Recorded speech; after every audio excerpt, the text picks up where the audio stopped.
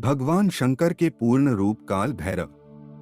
एक बार सुमेरु पर्वत पर बैठे हुए ब्रह्मा जी के पास जाकर देवताओं ने उनसे अविनाशी तत्व बताने का अनुरोध किया। शिवजी की माया से मोहित ब्रह्मा जी उस तत्व को न जानते हुए भी इस प्रकार कहने लगे, मैं ही इस संसार को उत्पन्न करने वाला स्वयंभू अजन्मा एकमात्र ईश्वर अनादि भक्ति ब्रह्मा घोर निरंजन आत्मा हूँ।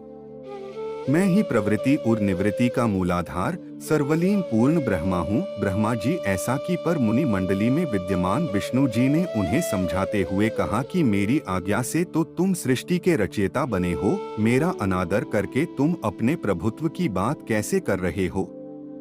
इस प्रकार ब्रह्मा और विष्णु अपना अपना प्रभुत्व स्थापित करने लगे और अपने पक्ष के समर्थन में शास्त्र वाक्य उद्धृत करने लगे। अंतः वेदों से पूछने का निर्णय हुआ तो स्वरूप धारण करके आए चारों वेदों ने क्रमशः अपना मत 6 इस प्रकार प्रकट किया। ऋग्वेद, जिसके भीतर समस्त भूत निहित हैं तथा जिससे सब कुछ प्रवृत्त होता है और जिसे परमात्मा कहा जाता है, वह एक रुद्र रूप ही है। यजुर्वेद, जिसके द्वारा हम वेद भी प्रमाणित होते हैं तथा जो ईश्वर के संपूर्ण यज्ञों तथा योगों से भजन किया जाता है, सबका दृष्टा वह एक शिव ही है। सामवेद, जो समस्त संसारी जनों को भरमाता है, जिसे योगी जन ढूंढते हैं और जिसकी भांति से सारा संसार प्रकाशित होता है, वे एक त्र्यंबक शिवजी ही हैं। अथर्ववेद, जिसकी भक्ति से साक्षात्कार होता है और जो सब या सुख दुख अतीत अनादि ब्रह्म हैं, वे केवल एक शंकर जी ही हैं। विष्णु ने वेदों के इस कथन को प्रताप बताते हुए नित्य शिवा से रमण करने वाले दिगंबर पीतवर्ण धूली धूसरित प्रेमनाथ कुवेटाधारी सर्वाभिष्टित वृपनवाही न्यायसंग शिवजी को पर ब्रह्म मानने से इनकार कर दिया। ब्रह्मा विष्णु विवाद को सुनकर ओंकार ने शिवजी की ज्योति नित्य और सनातन पर ब्रह्म बताया, परंतु फिर भी शिव माया से मोहित ब्रह्मा विष्णु की बुद्धि नहीं बदली। उस समय उन दोनों के मध्य आदि अंत रहित एक ऐसी विशाल ज्योति प्रकट हुई कि उससे ब्रह्मा का पंचम सिर जलने लगा। इतने में त्रिशूलधारी नीलोहित शिव वहां प्रकट हुए तो अज्ञानतावश ब्रह्मा उन्हें अपना पुत्र समझकर अपनी शरण में आने को कहने लगे। ब्रह्मा की संपूर्ण बातें सुनकर शिवजी अत्यंत क्रुद्ध हुए और उन्होंने तत्काल भैरव को प्रकट कर उससे ब्रह्मा पर शासन करने का आदेश दिया।